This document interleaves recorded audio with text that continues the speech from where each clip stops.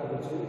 આપણે ધોરણ 7 ગયા લેક્ચરમાં વાત કરી હતી ઉત્તર ભારતના રાજ્યો, તો એમાં કયા કયા રાજ્યો મહાન થઈ ગયા વગેરે વિશે આપણે ભણ્યા હતા। અને બીજું એ પણ આપણે જોયું કે ઘણા રાજાઓ થઈ ગયા એવો ગુજરાતનો સુવર્ણકાળ આવ્યો, જે કોના યુગમાં આવ્યો તો કે સોલંકી વંશના જે રાજાઓ હતા તેમના વંશમાં। તેમાં જે મીનલદેવી હોય છે, જે સોમનાથનું કરિયર બંધ કરાવે છે, મુનસર તળાવ બંધાવે છે, માનસરોવર બંધાવ અને સરોવર બંધાવતા હોય છે। અને સિદ્ધરાજ જયસિંહ તે સિદ્ધ હેમચંદ્રનું શાસન નામનો એક ગ્રંથ લખાવે છે હેમચંદ્રાચાર્ય પાસે, અને એની શોભાયાત્રા કાઢે છે હાથીની અંબાની ઉપર, અને પોતે સામાન્ય પ્રજાની જેમ પગપાળા ચાલતો હોય છે, એની આપણે વાત કરી હતી। અને ત્રિવેણી સંગમ થતા સોલંકી યુગને આપણે સુવર્ણ યુગ તરીકે પણ ઓળખતા હતા, એવું પણ આપણે ચર્ચા કરી હતી। હવે આપણે એને આગળ વધારીશું। તો સોલંકી યુગમાં જે સિદ્ધ આપણે હેમચંદ્રાચાર્ય જે હતા એમણે જે ગ્રંથ લખ્યો, તો એના જે આધારિત જે એનો રાજા હતા કુમારપાલ રાજા, આપણે જે કુમારપાલ રાજા હતા એમના વંશને ખૂબ જ પ્રેરાઈ ગયા હતા। તો એનાથી પ્રેરાઈને પોતાના રાજ્યમાં શું કર્યું કે ભાઈ પશુ જે પશુનો વધ થતો હતો પશુ વધ બંધ કરાવ્યા, કે પશુનો કોઈ વધ કરવો નહીં, હિંસા ન કરવી, શિકાર જે થતા પશુને એ બંધ કરાવ્યા, જુગાર જે રમતા તો એ જુગાર રમવાનું પણ બંધ કરાવડાવે છે કુમારપાલ। હવે એમનાથી પ્રેરાઈને હેમચંદ્રાચાર્ય કુમારપાલ ઉપર એક ગ્રંથ લખે છે, જેને કુમારપાલ ચરિત્ર નામ આપવામાં આવે છે। આ ગ્રંથ જે છે તે કોણ લખે છે? હેમચંદ્રાચાર્ય। કોના ઉપર? કુમારપાલ। હવે એનાથી પ્રભાવિત થઈને હોવાથી એક આવો ગ્રંથની રચના કરે છે, નવા ગ્રંથ કુમારપાલ ચરિત્ર, અને પોતાના રાજ્યમાં બધું શિકાર બંધ કરીને શાંતિથી જીવન જીવવા લાગે છે। હવે કુમારપાલના અવસાન બાદ ગાદીએ આવે છે અજયપાલ। એ ગાદીએ આવે છે, થોડોક સમય શું કરે છે? રાજ્ય કરે છે, અને ટૂંક સમય પછી તેનું અવસાન થાય છે, અને એનું અવસાન થતા તેનો જે પુત્ર હોય છે મૂળરાજ બીજો એ ગાદીએ આવે છે। હવે જ્યારે ગાદીએ આવે છે ત્યારે એની ઉંમર ખૂબ જ નાની હોય છે। હવે એ નાની ઉંમરનો લાભ લેવા માટે થઈ બહારના જે પ્રદેશ આક્રમણકારીઓ હોય છે એમાં સિંહાબુદ્દીન ઘોરી પણ સમાવેશ હોય છે, કે જે આક્રમણ કરે છે। કોણ? સિંહાબુદ્દીન ઘોરી। ક્યારે? તો કે ઈસવીસન 1178 ની આસપાસ, પરફેક્ટ સમય નથી આપ્યો આપણને, પણ 1178 જે છે એની આજુબાજુ 78 માં પણ પરફેક્ટ ક્યારે નથી કીધું, તો ત્યારે સિંહાબુદ્દીન ઘોરી હુમલો કરે છે ગુજરાત પર। ત્યારે મૂળરાજ બીજો નાનો હોવા છતાં ખૂબ જ બહાદુરીથી પોતાના સૈન્યની આગેવાની કરે છે અને યુદ્ધ લડે છે, અને એ યુદ્ધમાં સિંહાબુદ્દીન ઘોરીને પરાજય આપે છે। એવી શરમજનક હાર થતા સિંહાબુદ્દીન ઘોરી ગુજરાતમાંથી પાછો જતો રહે છે પોતાના પ્રદેશમાં। હવે આ સોલંકી યુગ જે છે તો એમના જે સરદારો હતા, સરદાર એટલે કે એના જે મોટા આપણે જે કહીએ આપણે સેનાપતિ કહીએ, તો એના સરદાર તરીકે એમના કોને રાખતા હતા? વાઘેલા। તો આ વાઘેલા જે વંશજ છે તે સોલંકી રાજાઓ જે હતા એમના ખૂબ જ વફાદાર હતા। હવે એમની જે વફાદારીની જે સેવા હતી એ સેવા જોઈને આપણા સોલંકી વંશના રાજાઓ રાજી થઈ ગયા છે, અને એ સેવાના બદલામાં એમને વ્યાઘ્રપલ્લી નામનું ગામ જે અર્ણોરાજ વાઘેલા હોય છે એને આપે છે। એટલે કે વાઘેલ જે ગામ રહ્યું તે વ્યાઘ્રપલ્લી એટલે કયું? વાઘેલ ગામ છે તે કોને આપે છે? તો કે અર્ણોરાજને આપ્યું। શા માટે? તો સોલંકી રાજાઓની વફાદારી જે કરતા હતા વાઘેલા, તો એ સેવાના બદલામાં એમને આ ગામ આપે છે। હવે એ ગામ આપતા અર્ણોરાજ જે રાજા છે એ જ્યાં તમે શું કરે છે? પોતાની રાજધાનીની સ્થાપના કરે છે। હવે એ રાજધાનીની સ્થાપના કરતા એમને જે અટક હતી વાઘેલા, એના ઉપરથી એનું નામ પડી ગયું વાઘેલા વંશ, અને એની સ્થાપના કરે છે। હવે જે આ વાઘેલા વંશ છે એ મૂળ ક્યાંના હતા? સોલંકી વંશના હતા। એની અંદર વીર ભગત, વિસલદેવ, અર્જુનદેવ આના જેવા વગેરે ઘણા શાસકો મહાન થઈ જાય છે, કે જે વાળા શું કરે છે? રાજ કરતા હોય છે। હવે એમને એમના શાસન બે સમર્થ મંત્રીઓ પ્રાપ્ત થાય છે. એક હોય છે વસ્તુપાલ અને બીજા હોય છે તેજપાલ. આ બે મંત્રીઓ એવા હોશિયાર હોય છે કે યુદ્ધ નીતિમાં, રાજનીતિમાં કે વહીવટ નીતિમાં, ટૂંકમાં રાજ્યના તમામ વહીવટમાં ખૂબ જ કુશળ હોય છે. અને એ કુશળતાનું ઉદાહરણ આપણે જોવું હોય તો તેમને પૂરું પાડેલું કે જ્યારે ગુજરાત પર બહારના આક્રમણ થયેલા તો એ આક્રમણથી અમને ગુજરાતનું રક્ષણ કરેલું ઘણીવાર. અને એમાં ખાસ જ્યારે મુસ્લિમ આક્રમણ થયું તો એનાથી આ જે બે મંત્રીઓ હતા વસ્તુપાલ અને તેજપાલ એ બંનેએ એનું મુસ્લિમ આક્રમણો જે હતા એનાથી આપણે ગુજરાતનું રક્ષણ કરેલું હતું. એ છે. હવે આમના વાઘેલા વંશના છેલ્લા શાસક હોય છે કર્ણદેવ વાઘેલા. છેલ્લા કેમ કે એમના કર્ણદેવ વાઘેલા પછી વાઘેલા જે શાસન હોય છે એ ગુજરાતમાં પૂરું થઈ જાય છે. ક્યારે? તો કે 1314 માં જ્યારે ગુજરાત ઉપર દિલ્હીની સલ્તનતની સ્થાપના થાય છે ત્યારે એની સ્થાપના થતા બંને વચ્ચે યુદ્ધ થાય છે. એ યુદ્ધમાં કર્ણદેવ વાઘેલા શું થાય છે? દિલ્હી સાથે ગુજરાત યુદ્ધ થતા યુદ્ધમાં કર્ણદેવ વાઘેલા હાર પામે છે. હાર પામતા 1314 માં ગુજરાતમાંથી વાઘેલા વંશનું શાસન સમાપ્ત થઈ જતા દિલ્હી સલ્તનતની સ્થાપના ગુજરાતમાં થાય છે. 8મી સદીની વાત કરીએ તો બંગાળમાં પાલવ વંશનું રાજ્ય હોય છે. એટલે કે પાલવ રાજાઓ જે હોય છે એ બધા અહીંયા શું કરતા હોય છે? રાજ કરતા હોય છે. હવે આ પાલવ રાજા જે છે એની એક ખાસિયત હોય છે કે એમના નામની પાછળ પાલ આવતું હોય છે. દરેક રાજાઓ હોય છે. હવે આની સ્થાપના પાલવ વંશની સ્થાપના કોણે કરી હતી? ગોપાલ રાજવી. બરોબર. તો જો પાલ આવ્યું આપણે વાત કરીએ તો ગોપાલ રાજવી જે હતા એ સ્થાપના કરી. એ સિવાય બીજાની વાત કરીએ તો જે તે રાજા હોય તેની પાસે પાલ આવે. જેમ કે આપણે વાત કરીએ તો અજય રાજા છે તો એની પાસે પાલ કરી તો એ પાલ વંશના રાજા થયા. આપણે કર્ણદેવની વાત કરીએ તો એ લોકો કર્ણદેવ વાઘેલા છે. તો એ પાલવ વંશના જો એ રાજા હોય તો એનું નામ પાસે શું આવે? કર્ણદેવ પાલ એવું આવે. ટૂંકમાં જે રાજા પાલ વંશના રાજાઓ હતા એ રાજાઓની નામની પાસે પાલ એવો શબ્દ આવતો હતો. અને એની સ્થાપના ગોપાલ રાજવી જે હતા એમણે કરી.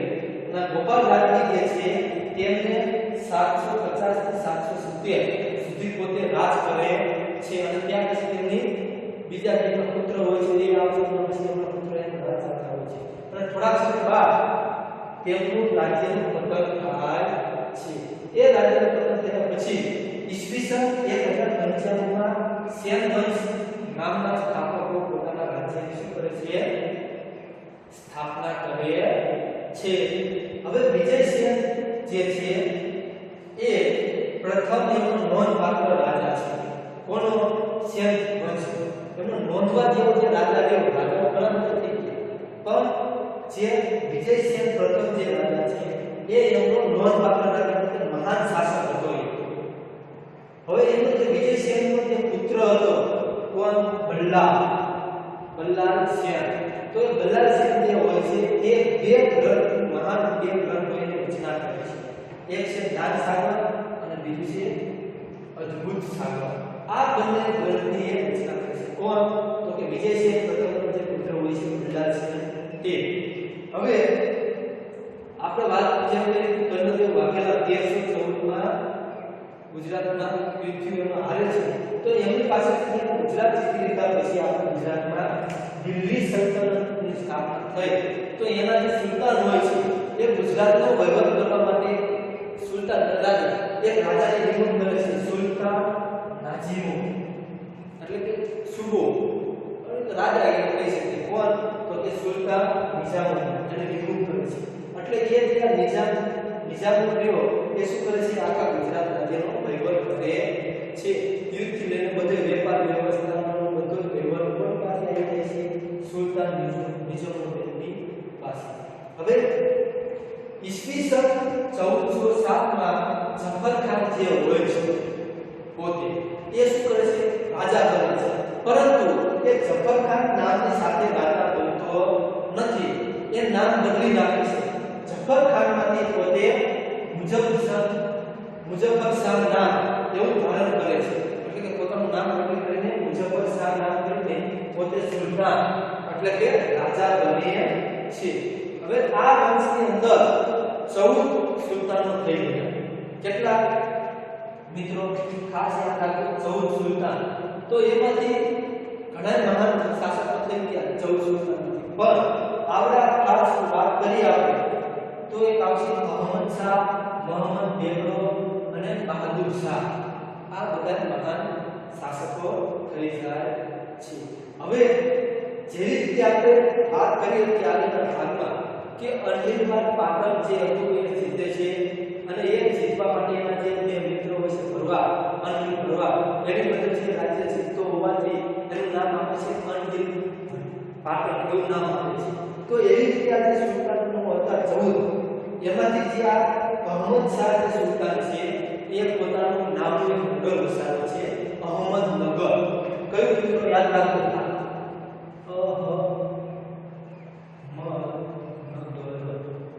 આ અહમદનગર રાજ્યનું નગર કોણ વસાવ્યું હોય છે અહમદ શાહે.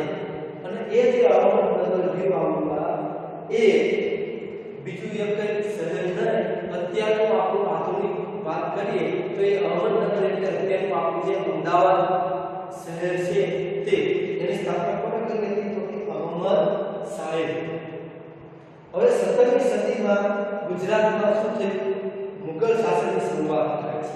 એટલે કે જ્યાં સલ્તનત કાળ શરૂ થયો હતો આપણે વાત કરીએ 1314માં તો એ 17મી સદીમાં અંત થઈ ગયો. કેમ કે મુગલોએ આક્રમણ કર્યું એના માટે. એમનું આક્રમણ થતા સલ્તનત જે સત્તા હતી એ મુગલો સામે કરી શક્યા નહીં. હવે આપણે વાત કરીશું દક્ષિણ ભારતના રાજ્યો. દક્ષિણ રાજ્યો કોને કહેવાય તો કે જે નર્મદા નદીના દક્ષિણમાં આવેલો જે ભાગ છે એટલે કે દક્ષિણ બાજુ જે રાજ્યો આવેલા છે એને આપણે દક્ષિણ રાજ્ય તરીકે ઓળખીએ છીએ. અથવા તો એ વખતે રાજાઓ બધાને દક્ષિણ રાજ્ય તરીકે ઓળખતા હતા. કોને તો નર્મદા નદીની દક્ષિણ બાજુ જે બધા રાજ્યો આવ્યા એ બધા રાજ્યો. હવે 8મી સદીમાં આપણે શરૂઆતમાં પાઠની શરૂઆતમાં વાત કરી હતી મિત્રો કે હર્ષવર્ધન અને પુલકેશી બીજો આ બે મહાન રાજાઓ હતા, એક ઉત્તર દિશામાં અને એક દક્ષિણ દિશામાં. પણ એ બંનેના મૃત્યુ પછી અનેક નાના મોટા રાજ્યો જે હોય છે એ સ્વતંત્ર થાય છે. આપણે એની ચર્ચા વિગતે કરી હતી. તો એમાંથી દક્ષિણ બાજુ ચાલુક્ય, રાષ્ટ્રકૂટો, પલ્લવ, ચોલ પાંડ્યો, ચોલ પછી છે પાંડ્ય, ચેર આવા બધા છે અનેક જે રાજાઓ હતા સેનાપતિઓએ પોતાના સ્થાપના કરી છે પોતાના વંશની અને એ પછી શું બને છે રાજાઓ બને છે. તો આપણે એના વિશે થોડી ટૂંકી માહિતી મેળવી લઈએ કે ચાલુક્ય વંશ છે એની સ્થાપના કોણે કરી હતી રાજા જયસિંહ. એનો પ્રથમ રાજા જે હોય છે ચાલુક્ય વંશનો પ્રથમ રાજા કોણ હોય છે રાજા જયસિંહ. એ પોતેનો પહેલો રાજા ચાલુક્ય વંશનો. ત્યારબાદ એની અંદર આપણે વાત કરી ચાલુક્ય વંશમાં તો કીર્તિવર્મા, પુલકેશી પ્રથમ અને પુલકેશી બીજો આ બધા જે આવા ઘણા મહાન શાસકો ચાલુક્ય વંશની અંદર થઈ જાય છે. હવે એની અંદર પુલકેશી જે પહેલો હોય છે મિત્રો યાદ રાખો ખાસ પુલકેશી પહેલો અને પુલકેશી બીજો. તો પુલકેશી પહેલો જે 540માં ઈસવીસન 540માં વાતાપીને શું કરે છે રાજધાની બનાવે છે. પોતાનું અલગ રાજ્ય ઊભું કરે છે. વાતાપી રાજધાની બનાવીને પુલકેશી પહેલો એ પોતાનું આખું રાજ્ય અલગ કરી દે છે અને ત્યાં શાસન કરે છે સ્થાપી. અને એ વંશની આપણે જે વાત કરી એમાં બધા રાજાઓ થઈ ગયા. ત્યારબાદ પુલકેશી બીજો કે જે એના પહેલા પુલકેશી હતો એના કરતાં પણ વધારે શક્તિશાળી બને છે અને એ ઘણા બધા રાજ્યોને પોતાના વિસ્તારમાં કરીને મોટું રાજ્ય બનાવી દે છે. પરંતુ પુલકેશી બીજો એ સમયનો મહાન રાજા હોય છે પણ તે જેમ હર્ષવર્ધન રાજાએ ઉત્તર બાજુ બધા પ્રદેશો જીતીને પછી યુદ્ધ વિરામ કરીને શાંતિથી જીવન જીવતો હતો એ રીતે પુલકેશી બીજો જે છે એ એવું શાંતમય જીવન જીવી શક્યો નહીં. તેને યુદ્ધ ચાલુ રાખ્યા. પરિણામે એક યુદ્ધની અંદર યુદ્ધ લડતા પુલકેશી જે બીજો છે તે યુદ્ધમાં મૃત્યુ પામે છે.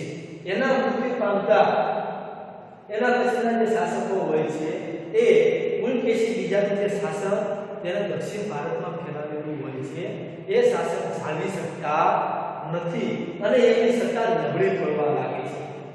પરિણામે એમનામાંથી એક શાખા ઊભી થાય છે. કઈ જગ્યાએ? તો કે કૃષ્ણા નદી અને ગોદાવરી નદી. આ બે નદીના વચ્ચેનો જે પ્રદેશ હોય છે એ પ્રદેશમાં એક સત્તાની સ્થાપના કરવામાં આવે છે અને એનો સ્થાપક હોય છે વિષ્ણુવર્ધન. એનો સ્થાપક કોણ હોય છે મિત્રો? વિષ્ણુવર્ધન જે છે તે. હવે એની જે રાજધાની હોય છે એને વેગીમાં રાખેલી હોય છે. ત્યાં તો વેગી નામનો જે પ્રદેશ છે એમાં કોને? તો કે વિષ્ણુવર્ધન જે કૃષ્ણ અને ગોદાવરી નદીના વચ્ચેના પ્રદેશમાં રાજ્યની જે સ્થાપના કરી તેની. હવે વેગી ચાલુક્ય તરીકે ઓળખાય.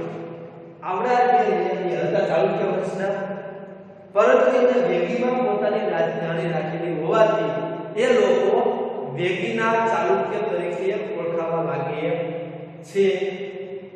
આ ચાલુક્ય જે છે એ આગળ જતા કલ્યાણના ચાલુક્ય તરીકે પાછા ઓળખાય છે કે કલ્યાણપુર જે હોય છે ત્યાં રાજ્યની સ્થાપના કરે છે તો એમને એના ઉપરથી બીજું એક નામ આપવામાં આવે છે કલ્યાણીના ચાલુક્યો. હવે આગળ જતા રાષ્ટ્રકૂટ આપણે જે વાત કરી તે તો એ વંશની સત્તાની સ્થાપના થાય છે. એનો ઉદય થયો. રાષ્ટ્રકૂટ વંશની સત્તાનો ઉદય થયો. ઉદય થયો એટલે કે રાષ્ટ્રકૂટ જે વંશ હતું એ જે સેનાપતિઓ હતા એ પછી શું થાય? અલગ થઈ પોતાનું અલગ આખું રાજ્ય હોય છે એની સ્થાપના કરે છે. અને એનો પ્રથમ રાજા તો કે ઇન્દ્ર.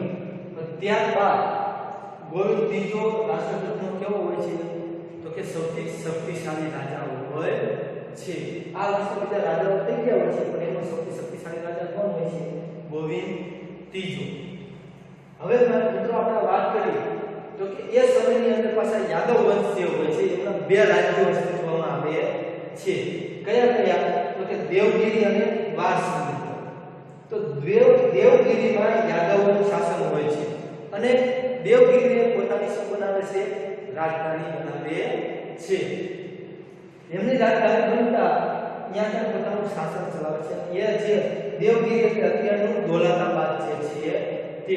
અને વાર સમુદ્ર છે એમાં શેલનું શાસન હોય છે અને એ જે શેલ શાસકો હોય છે તે દ્વાર સમુદ્રને પોતાનું રાજધાની બનાવે છે. હવે આ વંશનું પતન થાય છે ત્યારે પલ્લવ વંશ જે હોય છે એ શું થાય છે? પોતાનું રાજ્યની સ્થાપના કરે છે અને એની સ્થાપના પલ્લવ વંશની સ્થાપના ભવ્ય દેવે કરી હોય છે. બરોબર? ભવ્ય દેવની સ્થાપના કરી હોવાથી એ રાજધાની કાંચીપુરમાં હતી. એમને પોતાની રાજધાની હોય છે એ કાંચીપુરમાં રાખે છે અને એની અંદર મહેન્દ્રવર્મ પ્રથમ, નરસિંહવર્મા પ્રથમ અને નરસિંહવર્મા બીજા એ મહત્વના શાસકો થઈ ગયા હતા. એ સિવાય બીજા શાસકો થઈ ગયા ઘણા બધા, પણ આ બધા જે શાસકો રહ્યા એ મહાન શાસકોમાં ગણતરી થતી હતી. હવે આમની સાથોસાથ એક પ્રાચીન રાજ્ય જે હતું એ પણ અસ્તિત્વમાં આવેલું હતું. કયું? તો કે પાંડ્ય જે હતું તે. આ રાજ્ય ખૂબ જ નાનું હતું પણ વેપારની દ્રષ્ટિએ એ રાજ્ય ખૂબ જ મોટું હતું કે વેપાર મોટા પ્રમાણમાં થતો હતો. દક્ષિણ ભારતના ઘણા રાજ્યો એની સાથે વેપાર માટે ત્યાં આવતા હતા. વેપારનો વિસ્તાર હતો એ વધુ ફેલાયેલો હતો અને એમના સમયે જ પાંડ્ય રાજ્યના સમયે તમિલથી એક અલગ પડે છે રાજ્ય કે જે ચેરનું રાજ્ય બને છે. ચેર વંશ. હવે એ ચેર વંશનું રાજ્ય બને છે જેનું બીજું નામ કેરળ અથવા તો મલયાલમ છે. કેરળ અથવા તો મલયાલમ છે. હવે આ વંશની અંદર ચેર વંશના અયન જે હોય છે એ એમનો પ્રથમ શાસક હોય છે. કોણ? અયન જે છે તે.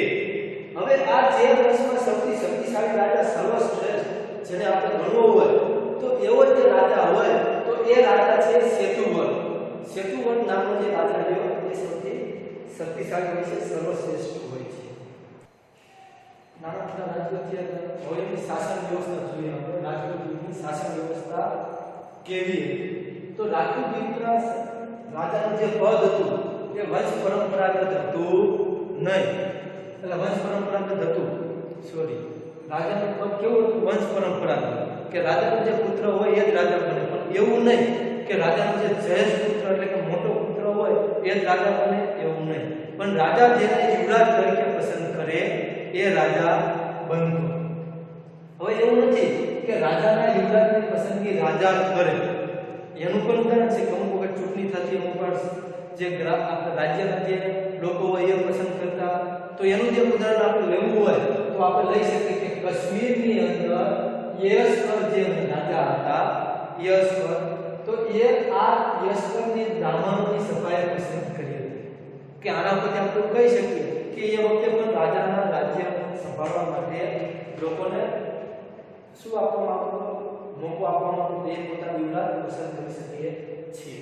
હવે મંત્રીની વાત કરીએ તો મંત્રીના બે પ્રકાર પાડવામાં આવતા હતા, આમત્ય અને સચિવ. બરોબર છે. તો આમત્યનું કામ શું હતું કે મંત્રણા કરવી, રાજનીતિની મંત્રણા હોય તે કરવી, અને બીજું કે રાજનીતિનું જ્ઞાન રાખવું, રાજનીતિ કેવી રીતે ચલાવવી, રાજ્ય કેવી રીતે ચલાવવું. આ બે કાર્ય જે હતા એ કોના હતા? આમંત્યના.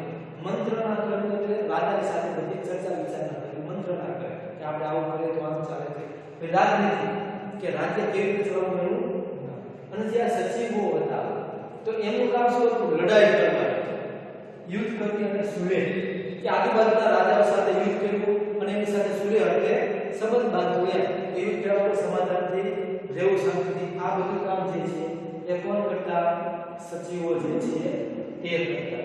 હવે એ સિવાય દંડ નાયક કે એનું કામ દંડ આપવાનું, કોઈ અપરાધી હોય તો એને દંડ આપતા. અને નગરની જે સભાનો વડો હોય એને નગરપતિ કહેવાતો.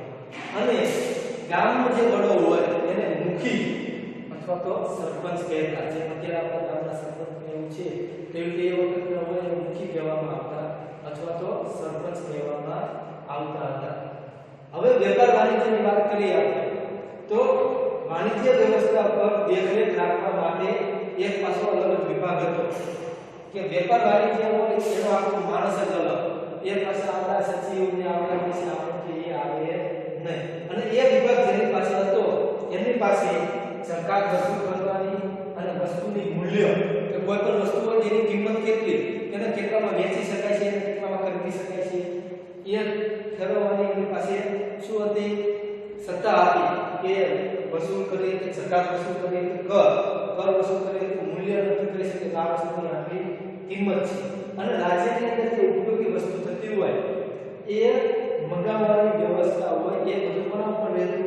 કે જે વાણિજ્યનો વિભાગ છે સંભાળે તેના ઉપર રહેતું. તો કર ઉઘરાવવાની જે જમીન, મુખ્ય જમીન હોય એનો છઠ્ઠો ભાગ હોય એ નક્કી કરવામાં આવ્યો હતો. એ દરિયા કિનારે હોય તો અહીંયાથી એનો અત્યારે આપણે વસ્તુમાં જે ટેક્સ ભોગવીએ છીએ તે ટેક્સ એટલે એ વખતનો કર. હવે આપણે દરિયાની વાત કરીએ તો દરિયા વેપાર માટે, દરિયા પારના જે વેપાર માટે આવે ગુજરાતમાં દરિયા જોડીવાળાના જે હોય તો એના માટે ગુજરાતમાં સ્તંભ તીર્થ અને ભૃગુ કચ્છ આ બે બંદર મોટા જાણીતા. આ સ્તંભ તીર્થ જે સ્તંભ તીર્થ એ કયું તો અત્યારનું જે ખંભાત જે છે તે, અને ભૃગુ કચ્છ એટલે અત્યારનું જે આપણું કચ્છનો અખાત જે આવ્યો છે તે. આ બે બંદર કેવા હતા? મહત્વના, ઘણા બધા વેપારીઓ વેપાર કરવા માટે આવતા હતા. હવે આપણે વાત કરીએ આગળ તો કે ભારત ઉપર ઘણા વિદેશી આક્રમણો થયા. આપણે જોયું તો ઘણા બધા નાના મોટા રાજ્યો અસ્તિત્વમાં આવી ગયા હતા. તો 8મી સદી દરમિયાન ભારત ઉપર મુસ્લિમ આક્રમણો થયા હતા. મુસ્લિમ જે રાજાઓ હતા એ ભારતીય ભારત ઉપર આક્રમણ કરવા લાગ્યા. એમાં 8મી સદીમાં આરબ સત્તાનો જે વિસ્તાર હોય, આરબના જે રાજા હતા પોતાની રાજ્યનો વિસ્તાર વધારવા માંગતા હતા. એના માટે થઈ મુહમ્મદ ઇબ્ન કાસિમ એને ભારત ઉપર શું કર્યું? હુમલો કર્યો. પરંતુ એ યુદ્ધમાં સફળ થતો નથી, એને હાર મળે છે. એટલે પાછો એ જે આરબ પ્રદેશ એમનો છે ત્યાં કરે પાછો જતો રહે છે. હવે ભાવૈય ખૂણો જે આપણે જે ખૂણા આયા ચાર દિશા બીજા ખૂણા ભાવૈય, અગ્નિ, ઈશાન આ બધા, તો એમાંથી વાયવ્ય ખૂણો જે છે એમાંથી સમુદ્ર ગીરના લશ્કર શું કર્યું? આક્રમણ કરે છે. પણ એને પણ શું થાય છે સફળતા મળતી નથી. હવે આ જે યુદ્ધ થયું તો એ યુદ્ધ આપણા રાજા ભૂલી જાય છે કે આક્રમણ થયું લાંબા સમય એટલે યાદ ન રાખ્યું. તો એક દિશામાંથી પાછું ગજનીનો જે સુલતાન હોય છે મોહમ્મદ ગજની એને ઈસવીસન 1000 થી લઈને ઈસવીસન 1026 ના સમયગાળા દરમિયાન ભારતની જે સંપત્તિ હતી એના માટે તે શું કરે છે ચઢાઈ કર્યા રાખીએ છે. પરંતુ એ દર વખતે શક્તિશાળી બનતો નથી. એક હાથ કરતા એ પાછો બીજી વખત હુમલો કરે છે અને ફરીથી શક્તિશાળી થઈને પાછો આવે છે. પહેલા હાથ કરતા એના કરતા વધારે સૈન્ય લઈને વધુ તાકાતવાળા સૈન્ય લઈને ફરી નીકળે છે. આવું વારંવાર યુદ્ધ કરવા છતાં પણ એને સફળતા મળતી નથી. તો પણ આપણે ભારતના જે રાજાઓ હોય છે એ સમજી શક્યા નહીં, એક ન થઈ શક્યા. પરિણામે ઈસવીસન 1025 માં સોમનાથ ઉપર જે સોમનાથની અઢળક સંપત્તિ હતી એના ઉપર ચઢાઈ કરીને તે અઢળક સંપત્તિ મોહમ્મદ ગજની જે હોય છે એ લઈને જતો રહે છે ભારતને લૂંટીને. એને આક્રમણ કરવાનું એનું મુખ્ય કારણ શું હતું? ભારતના શાસન સ્થાપવાનું નહીં, પણ એનું મુખ્ય ભારતની સંપત્તિ લેવા માટે. એટલે એ યુદ્ધ કરતો હોય છે, પરાજય થાય છે. 1025 માં સોમનાથ ઉપર ચઢાઈમાં સફળતા થઈને ત્યાંની જે બધી સંપત્તિઓ છે લઈને પાછો પોતાના દેશમાં જતો રહે છે. હવે 150 વર્ષ પછી આ છેલ્લી ચઢાઈ થઈ પછી પાછા ભારતના લોકોને ભૂલી ગયા રાજાઓ કે આ બીજી વખત ચઢાઈ કરી શકશે. તો 150 વર્ષ બાદ 12મી સદીના અંતમાં શિહાબુદ્દીન ઘોરી આક્રમણ કરે છે. તો શરૂઆતમાં એની હાર થાય છે તરાઈના યુદ્ધમાં. જે આપણે વાત કરી પૃથ્વીરાજ ચૌહાણ સામે તરાઈના યુદ્ધમાં એ હાર પામે છે. ત્યાર પછી ફરીવાર પ્રયત્ન કરતો રહે છે અને બીજી વાર જ્યારે તરાઈના યુદ્ધમાં પૃથ્વીરાજ ચૌહાણ સામે તેનું શું થાય છે આમનો સામનો થાય છે ત્યારે એ પૃથ્વીરાજ ચૌહાણને તરાઈના બીજા યુદ્ધની અંદર હરાવે છે. પૃથ્વીરાજ ચૌહાણને હરાવતા દિલ્હીમાં સત્તાની સ્થાપના કરે છે. એટલે દિલ્હીની અંદર સલ્તનત કાળની સ્થાપના થાય છે.